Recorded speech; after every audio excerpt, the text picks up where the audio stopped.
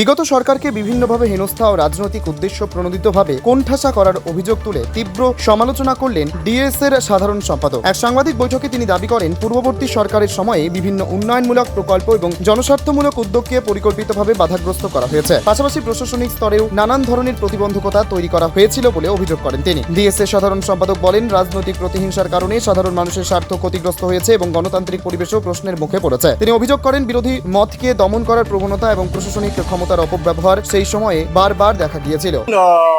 আমরা নতুন সরকারকে অভিনন্দন জানাই, শুভেচ্ছা জানাই এবং আমরা চাইব যে আস্থাশীল এই নতুন সরকারের মাধ্যমে, গণতান্ত্রিক ব্যবস্থাপনার মাধ্যমে আমাদের যে উত্তর দিনাজপুরের সার্বিক ক্রীড়া উন্নয়নে যে আমাদের সারা বছর যে বিভিন্ন ক্রীড়া কর্মকাণ্ড চলে সেটা যেন নির্বিচ্ছিন্নভাবে অব্যাহত থাকে। এটা হচ্ছে প্রথম আমরা আমাদের গভর্নমেন্টের কাছে আবদার থাকবে। তারপর যেটা থাকলো পরিকাঠামোগত উন্নয়ন, সেই প্রশ্নে একটাই বলার বিষয় থাকবে যে 2012 সাল এই স্টেডিয়ামটা রায়গঞ্জ স্টেডিয়াম পরিচালনা করে রায়গঞ্জ স্টেডিয়াম কমিটি, যার সেক্রেটারি পদে আছেন মাননীয় এসডিও সাহেব। দুর্ভাগ্যক্রমে 2012 সালের পর থেকে আজ পর্যন্ত রায়গঞ্জ স্টেডিয়াম কমিটির কোনো মিটিং হয়নি। ফলে আমরা পরিকাঠামোগত দিক দিয়ে কি আমাদের প্রয়োজন সেটা আমরা ফিলই করাতে পারি। আশা করি নতুন সরকারের আমলে আমরা প্রায়োরিটি বেসিসে কোনো প্রজেক্ট দিলে পরে সেটার এখানে মূল্যায়ন হবে এবং সেটা জেলাবাসী আলটিমেটলি তার উপকার পাবে। আপনারা যদি দেখে থাকেন, আপনারা যখন আজকে রায়গঞ্জ স্টেডিয়ামকে নিয়ে বলছেন, কিছুদিন আগে এখানে তৎকালীন মাননীয় মুখ্যমন্ত্রী এসেছিলেন। তিনি বলেছিলেন তার ভাষণে রায়গঞ্জ স্টেডিয়ামের জন্য কয়েক কোটি টাকা উনি খরচ করেছেন। 8 কোটি কত টাকা?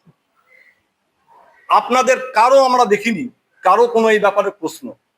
রায়গঞ্জ স্টেডিয়ামে 8 কোটি টাকা কোথায় এখানে মানে হয়েছে সেটা কিন্তু আমরা ফিল করি। হ্যাঁ, রায়গঞ্জ স্টেডিয়াম না হয় আমার মনে হয় সেটা রায়গঞ্জ স্পোর্টস কমপ্লেক্স হতে পারে। হয়তো ওনার সেটা রায়গঞ্জ স্টেডিয়ামের জায়গায় ওটা রায়গঞ্জ স্পোর্টস কমপ্লেক্স হবে। তো এবার রায়গঞ্জ স্পোর্টস কমপ্লেক্সে আপনারা দেখবেন যে ওখানে লন টেনিসের কোর্ট আছে, ওখানে বার আছে। আপনি বলুন, লন টেনিসের কোর্ট আমাদের উত্তর দিনাজপুরে এটা কি প্রয়োজন? এই টাকাটা কি ওয়েস্টেজ অফ মানি না? আমি কাশ্মীরে আপেল হয়, এবার উত্তর দিনাজপুরে যদি আপনি আপেল গাছ লাগান তাহলে আপেলটা কি হবে? এখানে লন টেনিসের কোনো প্লেয়ার নাই, লন টেনিসের কোনো কোচ নাই, লন টেনিসের কোনো অ্যাসোসিয়েশন নাই। কি করে না লন টেনিসের কোচ? আমাদের এখান থেকে আমরা কি দেই? আমরা এখান থেকে অ্যাথলেট উপহার দেই দেশকে।